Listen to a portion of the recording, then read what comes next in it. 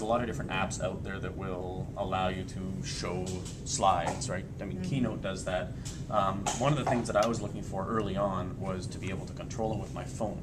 Yeah. Because what that does, it means I can wander around and like talk to people and stuff, and that's really nice. And Keynote originally couldn't do that. Now it can, but there are issues with that as well. So I use this one called Two Screens, and it works really nicely. It's got a lot of features that I find really useful, and so what are the good things about it? Well, you can the screen on your iPad shows something different than the screen up there. So the screen on the iPad has all these other features on it that you can scroll through, find the slide you're interested in without changing the screen up there until you find the slide. So that's nice. Yeah. You can also draw on the screen, which is really useful. And this is not Keynote you're using? No, this is Two Screens. It's a program called Two Screens. Yeah, this is Two Screens. Yeah. And that's an app that you download? Yeah, it's, I don't know, $5 or something like that. Yeah. There's actually two apps. You get one app for your iPad and another app for your phone, and then you can run them together. So if I were to be, somewhere here doing an example, something like this, maybe I wanted to highlight something, so I could, on the iPad, I could say, circle something or point to something like a football coach would do, right? And this is, I think, the real sort of promise of these touchscreen devices, teaching with these touchscreen devices. You can actually interact with the material that's on the slides. You can do all sorts of stuff, color, whatever, and then start again, which is nice. So that's a real nice feature of this application that, again, Keynote doesn't do. You can do point at stuff, and you can slide to the next slide and everything like that. So with the iPad remote, what you've got is a bunch of different features as well. Like you've got, where does that thing? Yeah, so you can actually point at stuff, and it turns on a highlighter, which is a little bit hard to use because it's such a small screen. But essentially, like a lot of different icons you can use to highlight this, but you can, if you're not near your iPad, you can actually point with the device, which is really cool. And then you can What do you point it to, the screen or the iPad? Well, on the phone, there's a little picture of your slide, right? And so that's really important because you can point directly at what you want to highlight, and it turns up on the screen as well. So it takes a little bit of work to get into everything, but it has sort of all the things you really need. The real challenge is building a remote app that does what you need it to do, right? And the Two Screens remote app actually works pretty well.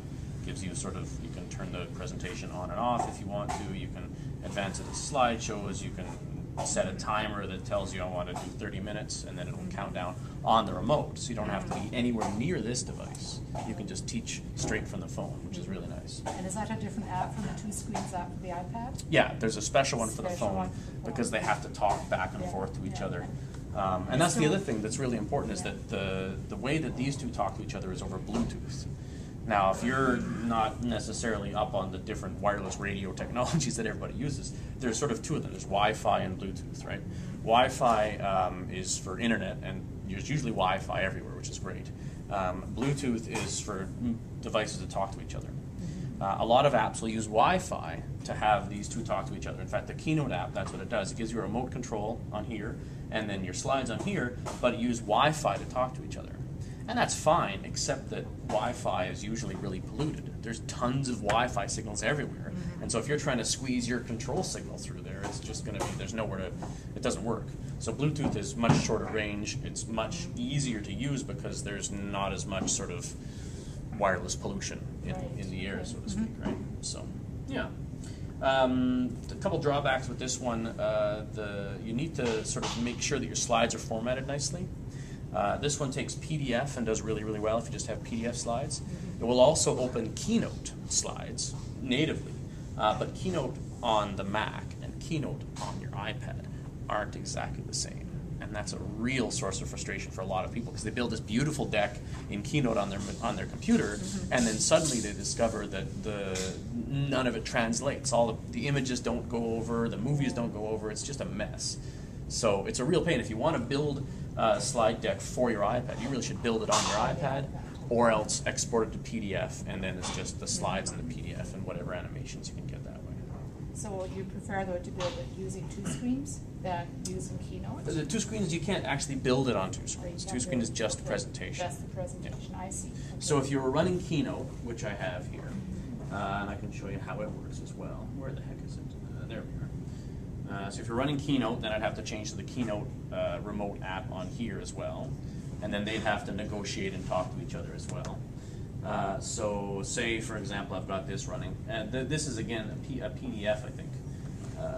And then what happens is you can see, like I tried to import this in, and the pictures didn't import. And it's worse than useless, because I just, I dump it in and go, and suddenly it doesn't work. Right? I mean, this was a really nice picture, and now it's garbage.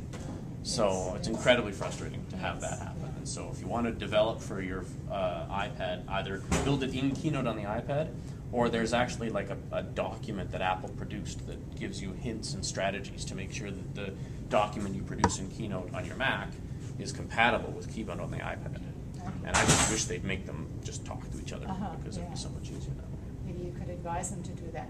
Well, I think a lot of people have been doing that, because a lot of people spent $10 on Keynote for the iPad thinking they could do everything. And then suddenly they discover that they can almost do nothing. And it's just like, very surprising.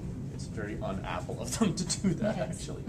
Anyway, so Keynote works fine, and you can, like I can play the slideshow here from my remote. It does exactly the same thing, but it's much less featured.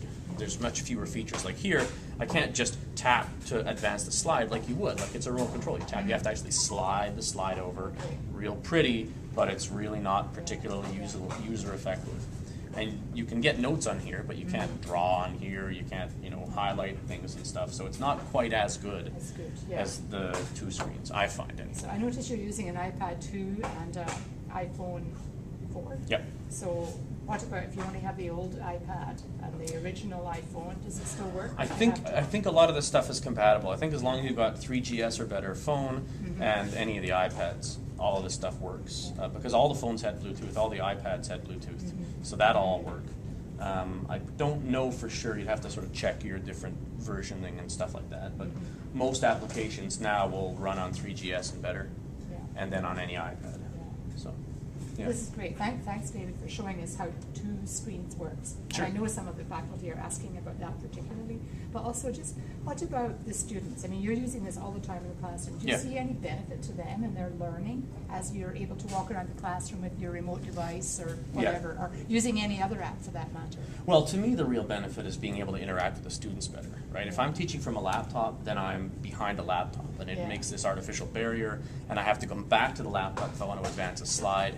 I use this a lot when I'm doing sort of keynote style lectures as well. Like this kind of lecture, it's all technical and there's a lot of words and it's not really a pretty kind of lecture, right? But if I'm doing like a keynote presentation to a business or something like that, I'll often pull those back into class, and they're very fast paced. They're like images, words, Pachacucha style, this style where it's like, you have the slide up for 20 seconds and it carries on.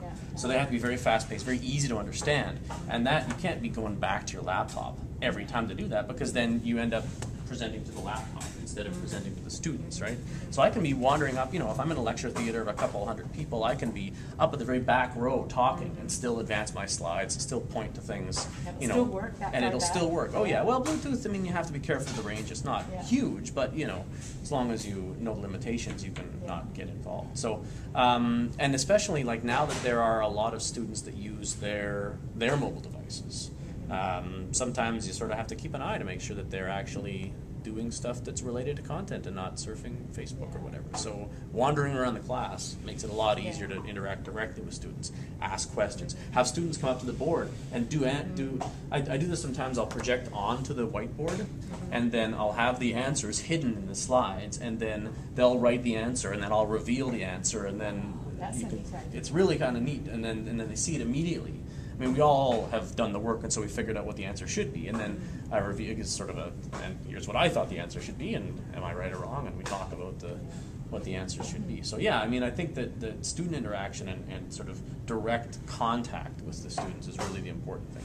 Plus, I teach computer science, and it's full of geeks, and geeks like this stuff. It's fun. It's cool stuff. So. But I think you're mentioning a really important teaching strategy, though, that moving around the classroom, they're being able to interact with the students, and sort of standing behind them and looking at them from behind. That kind of unnerves some students. But a little bit, it the can, fact that you're able to wander around and teach, and then also continue with your presentation, and nothing is stopped. The teaching doesn't stop. You just do it all the time, and the learning and the interaction. So that's really, really interesting that you can do that.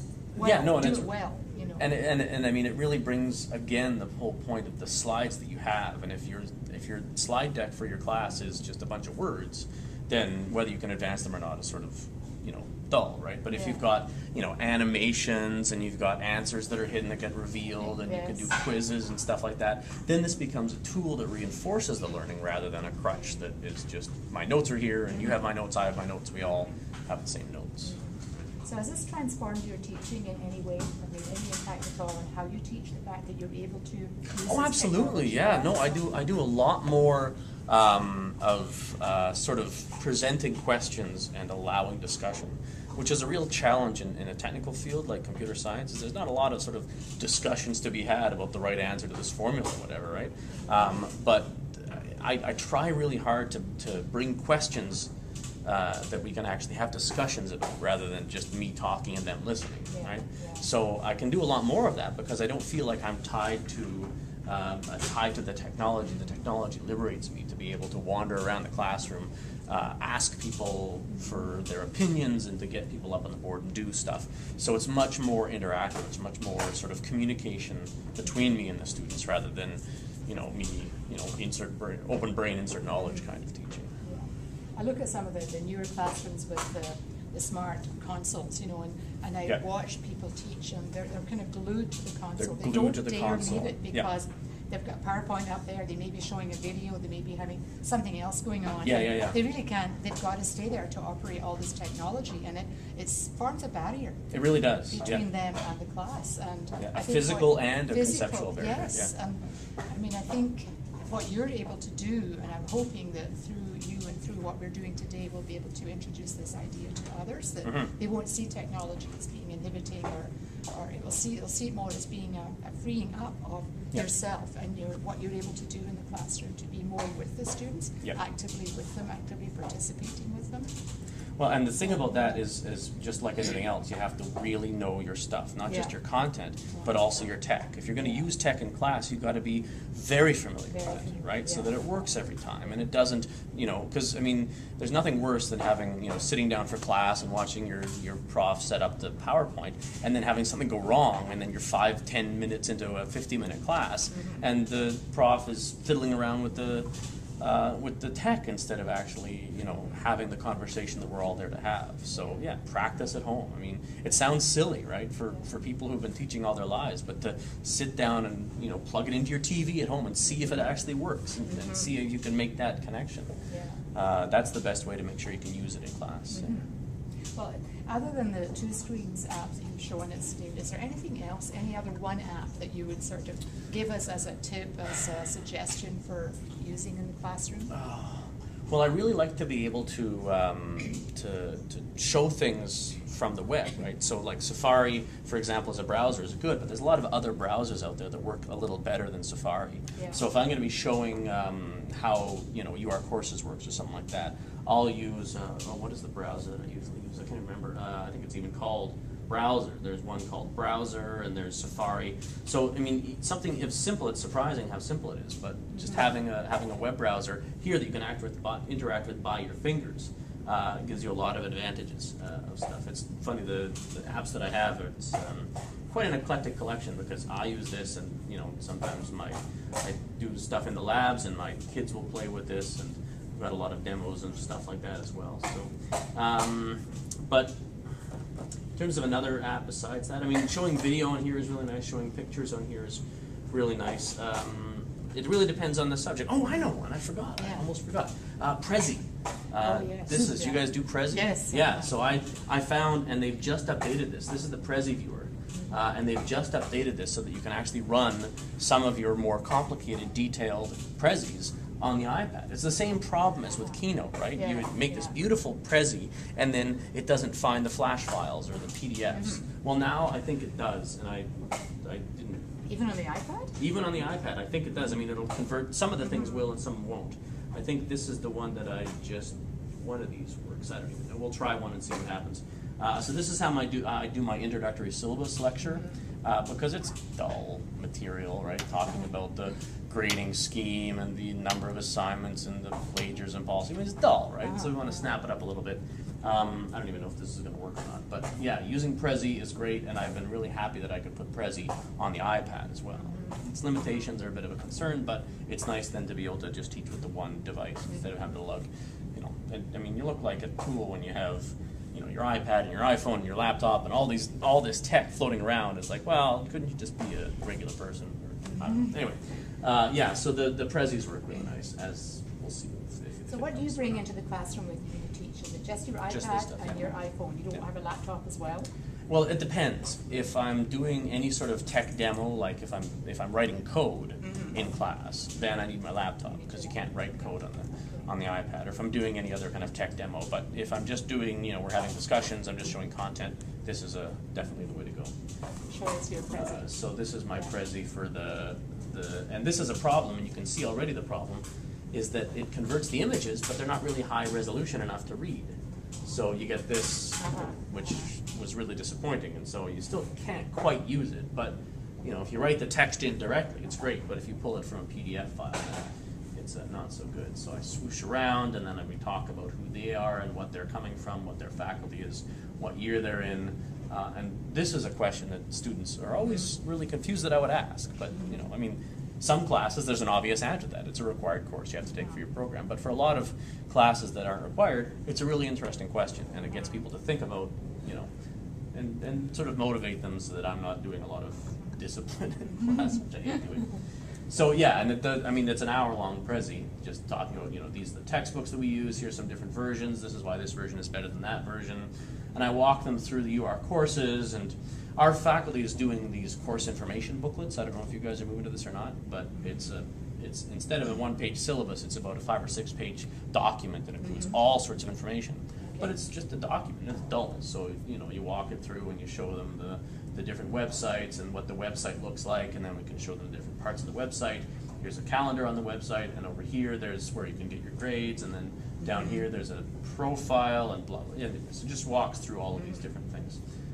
It's nice because it's sort of a little different than regular slides. Yeah, so it engages them because it's a novelty to exactly. them. It's a novelty. If you did this every day, they'd probably get tired. And oh my, it would be a lot of work. Yes, it would. Because building a Prezi like this is an enormous amount of work, right?